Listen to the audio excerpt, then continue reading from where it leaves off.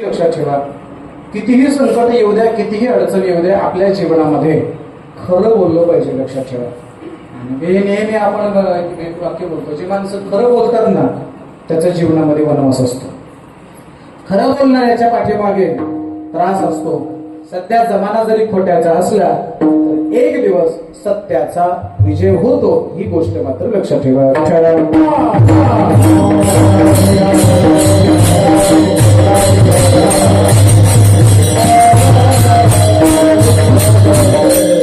खरं बोललं पाहिजे महाराज, काही असो. पण दुर्दैव असं आहे सध्याच्या काळामध्ये पावला पावलाला माणसं खोटं बोलतात. पावला पावलाला बाकीच्याच नाही, पण मी सुद्धा दररोज 10-5 किलोमीटरचं खोटं बोलतो. महाराज तुमचा फोन आला होता, मी निघालो म्हणलो होतो, पण नेमकं घरी आलो होतो. आम्ही सुद्धा लवळ बोलतो. कधी कधी कधी कधी एखाद्या गावला आम्ही, मी आज पार सोलापूरहून आलो. कशासाठी आज म्हणणार नाही काही.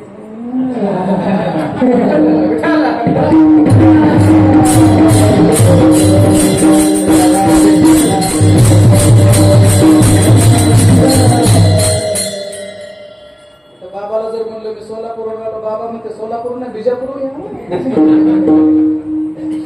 कधी कधी आम्ही स्वतःसाठी खोटं बोलतो. लक्षात ठेवा, काही माणसं आपल्या आयुष्यामध्ये खोटं कधीच बोलले नाही.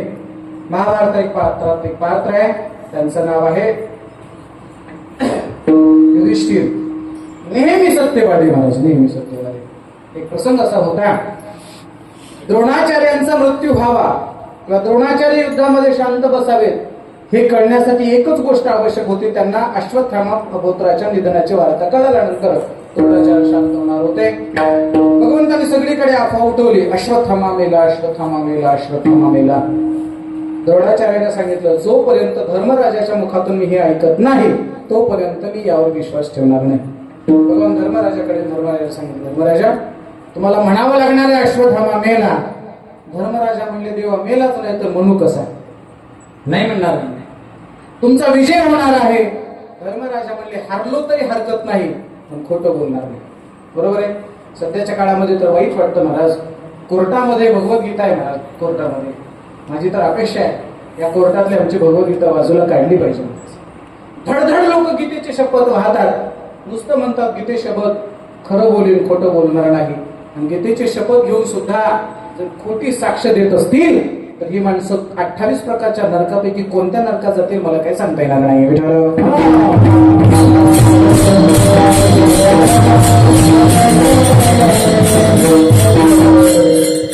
शेवटी भगवंतांनी विचार केला, जोपर्यंत धर्मराजा म्हणणार नाहीत अश्वत्थामा मेला तोपर्यंत द्रोणाचार्य विश्वास ठेवणार नाही. शेवटी भगवंतांनी विनंती केली, अश्वत्थामा नावाचा घोडा मेला हे माहितीये तुम्हाला? तुम्ही मान्य. मग त्यावेळेला मग म्हणले, म्हणा अश्वत्थामा मेला. द्रोणाचार्य म्हणले, हा अश्वत्थामा मेला म्हणे. नरो वा कुंजरो म्हणत असताना भगवंतांनी शंख वाजवला. याला म्हणायचं सत्यवादी राजा युधिष्ठिर किंवा सत्य बोलणारे धर्मराजा महाराज. लक्षात ठेवा, आपल्या जीवनामध्ये छोट्या छोट्या स्वार्थासाठी, छोट्या छोट्या फायद्यासाठी कधीच खोटं बोलायचं नाही. सत्य बोलायचं. अभंगाच्या तिसऱ्या सत्य बोले मोठे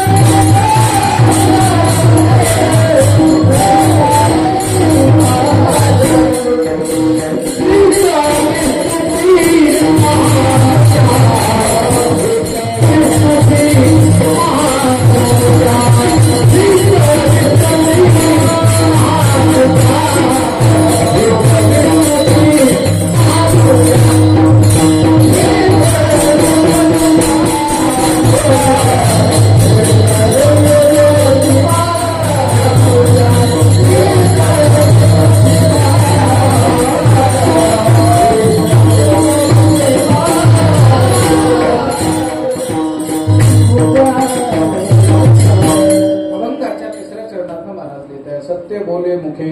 काय केलं पाहिजे आपल्या आयुष्यामध्ये? नेहमी सत्य बोललं पाहिजे. बघा तुम्ही, माझ्या साधू संतांनी कधीच असत्याचा स्वीकार केला नाही, सत्य सांगत राहिले. आणि लक्षात ठेवा, भगवान परमात्मा हा सत्य स्वरूप आहे आणि सत्य स्वरूप भगवान परमात्मा असल्यामुळे सत्याचा स्वीकार करणारा तो नक्कीच भगवान परमात्म्याला यो मत भक्त समे प्रिय, तो भक्त नक्कीच तो व्यक्ती भगवंताला प्रिय होतो. म्हणून आजपासून आपल्या आयुष्यामध्ये सत्याची कासं धरायची. लक्षात ठेवा, खरं बोलल्यानंतर वनवास होतो, खरं बोलल्यानंतर त्रास होतो, हे जरी मान्य असलं तरी आपल्या आयुष्यामध्ये आपण खरं बोलावं. सत्य बोले मुखे. आणखी काय केलं पाहिजे? दुःखी अनेकाच्या दुःखे. दुसऱ्याला जर दुःख झालं तर आपल्याला त्याचं दुःख झालं पाहिजे. आपल्या सर्वांना माहित आहे, ज्ञानोबा यांच्या जीवन चरित्रामध्ये सांगितलेली कथा आपल्या सर्वांना पाठ आहे. रेड्याच्या पाठीवर चापकाचा फटकारा मारला, ज्ञानोबराने त्याचं दुःख झालं. एवढं दुःख झालं, पाठीवरती वळ उमटल्याची अवस्था ज्ञानोबरांची निर्माण झाली. बघा, लक्षात ठेवा, जेव्हा दुसरी माणसं दुःखामध्ये असतात, दुसरी माणसं जेव्हा अतिशय अडचणीमध्ये असतात, त्यावेळेला ते दुःख आपल्याला सुद्धा झालं पाहिजे. बरं का, लक्षात ठेवा. खऱ्या अर्थानं सगळ्याच लोकांचं दुःख आपण हलकं करू शकतो असं नाही, सगळ्याच लोकांना आपण दुःखातून काढू शकतो असंही नाही महाराज, पण कमीत कमी त्याच्या दुःखामध्ये सहभागी तरी झालं पाहिजे की नाही? सहभागी झालं पाहिजे. समजा एखाद्याची म्हैस मरू नये पण मेली, मेल्यानंतर कमीत कमी जाऊन त्याला म्हटलं पाहिजे, अरे अरे कशी मेली, काय झालं, असंच म्हणायला पाहिजे. लोक तसं म्हणत नाहीत महाराज, हा मला एवढं ताक दिलं नव्हतं म्हणून तुझी गेली, आता त्या उघड. म्हणजे ज्याचं दुःख झालं त्याच्यावर आणखीन दुःखावर जर मीठ सोडण्याचं काम करत असतील तर नक्कीच त्या लोकांची पूजा देवाला पोहोचत नाही, देवाला ती सेवा आवडत नाही. सत्य बोले मुखे. दुःखवे अनेकांच्या दुःखे. दुसऱ्याचं दुःख झालं तो आपल्याला दुःख वाटावं. मी स्तुती करत नाही. महाराष्ट्रातल्या कुठल्याही कीर्तनकाराला, कुठल्याही कथाकाराला, कुठल्याही संस्थेला जर अडचण आली तर त्या अडचणीच्या वेळेला बाबा त्या माणसाच्या मदतीला जाऊन जातात. मला आपल्या सर्वांना माहित आहे. एक प्रसंग सांगतो, मी सोबत होतो त्या वेळेला. परतूर जवळ एक वारकरी शिक्षण संस्था होती आणि त्या वारकरी शिक्षण संस्थेतून एक मुलगा पळून गेला होता. पळून म्हणजे तो रुसून गेला होता. हे पळून म्हणजे का तुम्ही जंगलात जाता, रुसून जाता, नाही तर गावाकडे, नाही तर कुठेतरी बटाटवडी खायला, दुसरं कुठे जाणार आहे. योगायोगाने तो मुलगा गेल्यानंतर त्यांच्या पालकांनी त्या महाराजावरती वगैरे केस वगैरे केले, 12 मंडळी झाल्या. त्यावेळेला महाराजांनी तिथे जाऊन त्या कीर्तनकाराला आधार दिला, सांगितलं आम्ही सगळेजण तुमच्या पाठीशी आहोत, ते कुठे ना कुठे असेल, तुम्ही घाबरू नका. म्हणजे दुसऱ्या एखाद्या कीर्तनकाराला जर दुःख झालं तर त्या दुःखामध्ये धावून जाण्याचं काम आमचे बाबा करतात. आपणही सर्वांनी केलं पाहिजे. ही सुद्धा एक प्रकारे भगवंताची सेवा आहे. बरं का, हीच विष्णूची महापूजा. लक्षात ठेवा, असं करता करता करता करता आपण आपल्या जीवनामध्ये चांगलं करण्याचा काय काय निश्चय करायचा.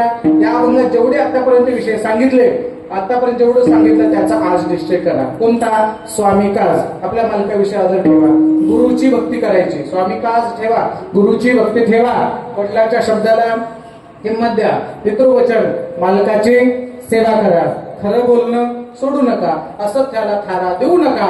आणि मी आजपासून असंच वागणार असा काय करा, निश्चय करा. आणि तुम्ही असा निश्चय केला तर तेच फळ तुम्हाला आपोआप प्राप्त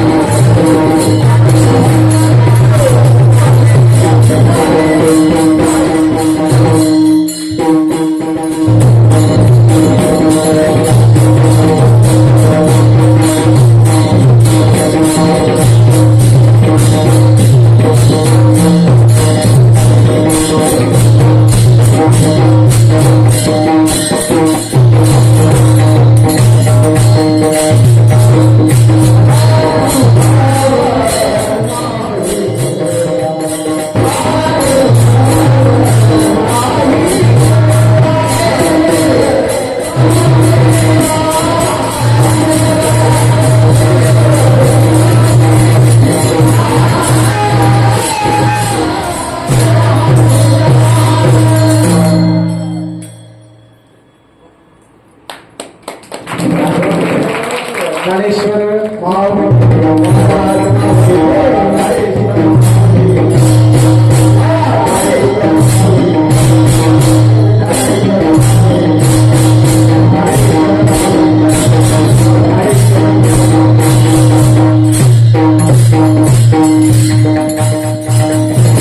निश्चयाचे बळ तुका म्हणे तुझी फळ हीच विष्णूची महापूजा अनुभव नाही तुझ्या. आपल्या जीवनात काही ना काही निश्चय करा, संकल्प करा, ठरवा मला काय व्हायचं लक्षात ठेवा. आपण जर ठरवलं ना बरोबर. आपण संस्थेत आल्यानंतर प्रत्येकाने ठरवलंय मला काय व्हायचं, तुला काय व्हायचं. मदंगाच्या आहे भगवान कीर्तनकार एवढे झालं आमच्या पोटावर. प्रत्येकाने काही ना काही ठरवलंय. कुणी मृदंगाचार्य व्हायचे, कुणी गायक व्हायचं ठरवलंय. तुम्ही ठरवलंय की नाही. जी माणसं ठरवतात त्याला कीर्तनकार व्हायचं ना, त्यांनी कीर्तन सुरू झालं की रूम मध्ये झोपायचं. बरोबर आहे. ज्याला मृदंगाचार्य व्हायचं ना त्याने थंडीच्या दिवसात 8 वाजता उठायचं. जे आपण ठरवलं की काही होतं. तुम्हाला माहिती आहे का, अमेरिकेमध्ये एक शाळेचा शिपाई होता बरं का. लोकांनी सरकार माहिती तुम्हाला येतं का. शाळेचा शिपाई असा म्हणजे घंटी वाजवायचा. टन टन टन टन वाजवायचा. घंटी वाजवता उगं म्हणायचा टन टना टन टन टन टन. अमेरिकेचा राष्ट्राध्यक्ष वॉशिंग्टन म्हणायचा. लोक हसायचे. काय संकल्प केला, काय प्रयत्न केले माहित नाही.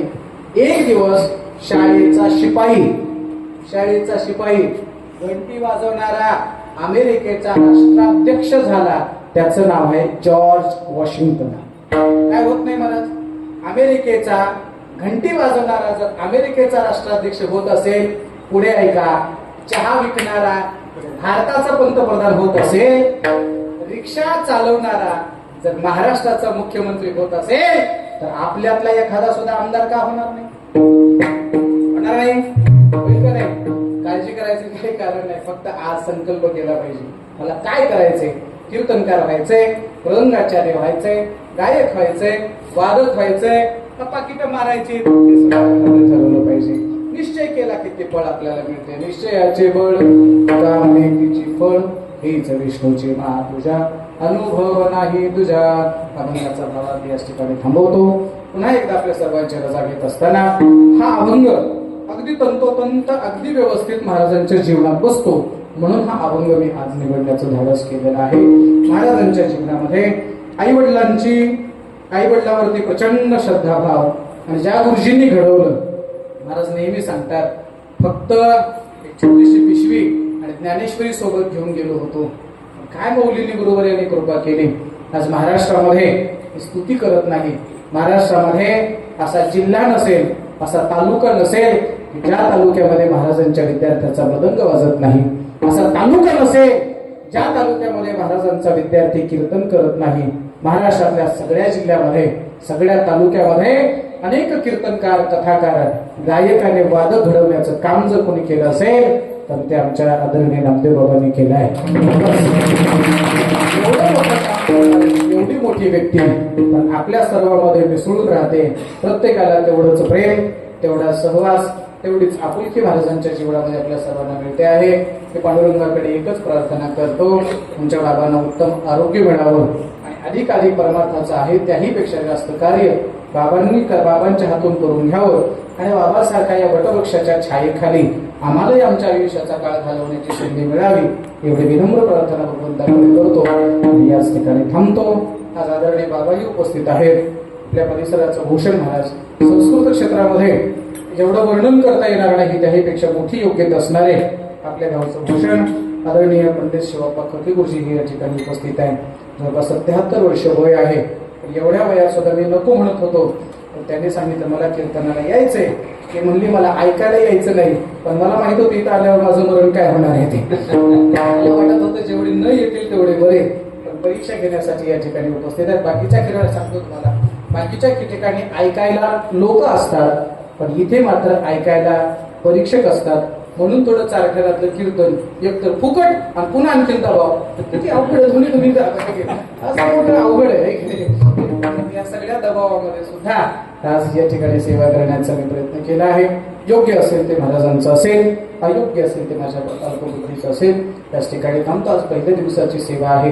हळूहळू उद्यापासून नामवंत कीर्तनकारांची कीर्तन करणार असतो. एवढी मोठी मंडळी आहेत. उद्या मला वाटतं केसरी बाबा आहेत का, बरोबर आहे ना, उद्या महाराज आहेत. नंतर आमचे आदरणीय भारतीय शिक्षण संस्थेचे परीक्षक संदीपान महाराज शिंदे हसेगावकर, पुन्हा आमचे परममित्र बाबांचे शिष्य आमचे गुरुबंधू गान सम्राट, त्यांचा आवाज अतिशय गोड आहे. त्यांच्या आदरणीय हरिभक्त महारुद्र महाराज पवार हे या ठिकाणी सेवा करणार आहे. संदीपान बाबांची सेवा आहे.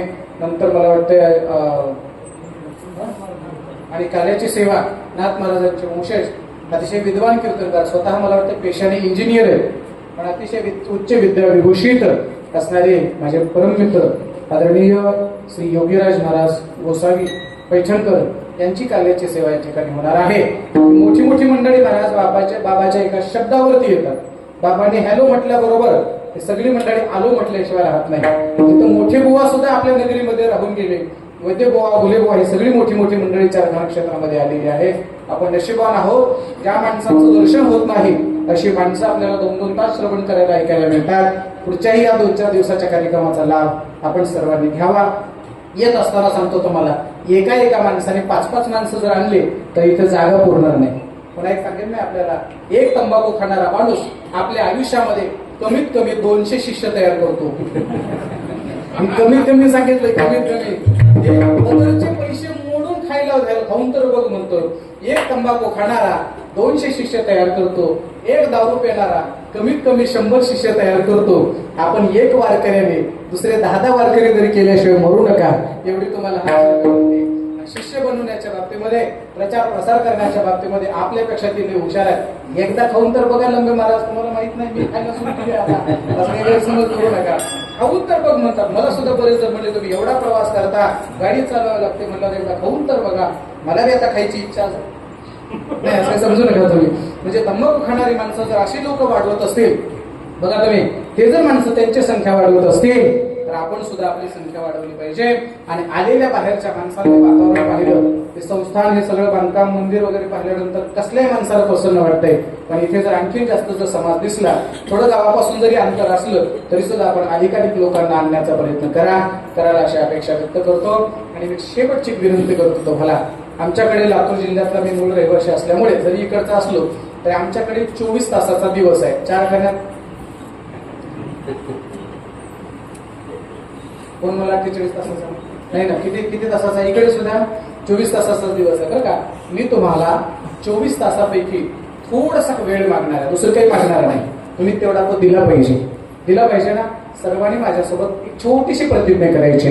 सर्वांनी अशा हात पुढे करावे आणि माझ्या मागे जे मी म्हणतोय ना ती प्रतिज्ञा आपण सर्वांनी म्हटली पाहिजे बरं का. सगळ्यांनी म्हणा, हे परमेश्वरा, सगळ्यांनी म्हणा, हे परमेश्वरा, तुम्ही आम्हाला 24 तासाचा पूर्ण दिवस दिला. या 24 तासातील कमीत कमी 24 मिनिट मी तुमच्यासाठी देणार म्हणजे देणारच. जर मी 24 मिनिट तुमच्यासाठी नाही दिले तर तुम्ही फक्त माझ्यासाठी 24 सेकंद हवा बंद करा.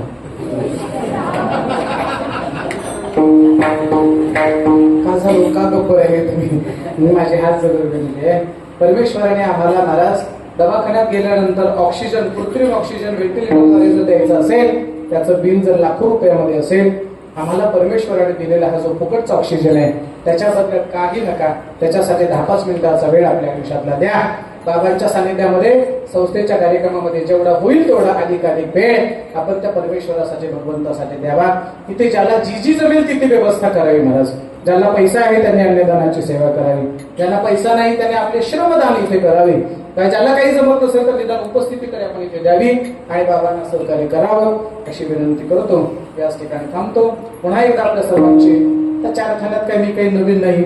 आणि पुन्हा लईच पुढे गेल्यानंतर बसलेले झालं पाठ झालं. म्हणून वेळेच्या आत थांबणं माझं कर्तव्य आहे. तरी सुद्धा मी 10-5 मिनिट जास्त घेतले, त्याबद्दल आपल्या सर्वांची क्षमा मागतो. बोलत असताना अपशब्द गेला असेल क्षमा असू द्या, लहान तोटे मोठा घास झाला असेल क्षमा असू द्या, माझ्या मुखातून निघालेल्या शब्दाने कुणाचं मन दुखवलं असेल, वाईट वाटलं असेल, खटकलं असेल, पटलं नसेल, त्याबद्दल उदाहरण क्षमा करा. क्षमा करायला अशी अपेक्षा व्यक्त करतो. याच ठिकाणी थांबतो. पुन्हा एकदा विनंती सगळ्यांना, बरं का, आज कीर्तनाला जे आहे सगळ्यांचा उद्या पेपरला फोटो येणार आहे. पुढे गेले आता इकडे या, आता इकडून फोटो घ्या. एकदा नमस्कार करतात, तुम्ही एक फोटो घ्या. लोखंड सरकार तुम्ही एक फोटो घ्या. तुमच्या पायाकडे जांभळ्या देऊ नका. चांगला फोटो पेपरला आला पाहिजे. अरे हा, असे सगळ्यांनी असा हात असा मस्त पैकी असे सुंदर चेहरे. उद्या लोकमत असेल, सामना असेल, सगळ्या पुण्यनगरी पेपरला असेल, सगळे टाळकरी आहे अशा सर्व असं असं पेंड्यासारखं नेरण्यासारखं फोटो घ्या, सगळ्याचा घ्या. मी बी आलो पाहिजे त्याच्यात.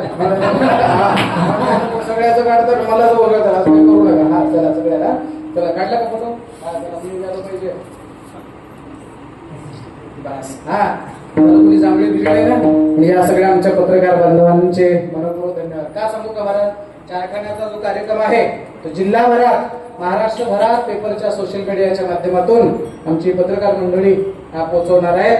त्यांचे मनपूर्वक धन्यवाद. बरं का, आमच्याकडे जाहिराती नसतात, बाबाचे आशीर्वाद असतात. जाहिराती नसतात आमच्याकडे, पण आशीर्वाद मात्र भरपूर आहेत. पुन्हा एकदा थांबतो, आपल्या सर्वांची रजा घेतो. माझ्या सगळ्या गायक मंडळींनी सुंदर अशी साथ दिली, त्याबद्दल तुमच्या सर्वांचे मनपूर्वक धन्यवाद. मृदंगाचार्याने जोरात मृदंग वाजवला, तुमचे मनपूर्वक धन्यवाद. किती बी वाजवा, किती वाजवा, इथे शाबासकीशिवाय दुसरं काही नाही. सुंदर वाजवायला आमच्या सगळ्या कार्यकाऱ्यांनी सुंदर साथ दिली, त्याबद्दल तुमच्या सर्वांचे मनपूर्वक धन्यवाद. बरं का, लंब महाराज सगळे तुमचे वारकरी शिक्षक संस्थेचे आपले सगळे ज्येष्ठ कनिष्ठ गुरुबंधू, आपल्या सर्वांच्या साथीबद्दल मनपूर्वक धन्यवाद मानतो. आणि याच ठिकाणी माझ्या सेवेला पूर्णविराम देतो. त्या ठिकाणी माझ्याबरोबर झालेले महाराजांचे चिरंजीव, बालवयात उत्कृष्ट गायनाची कला होत आहे अथर्व महाराज, त्यांना साथ करतील संगीत विशारदाचे अजय महाराज.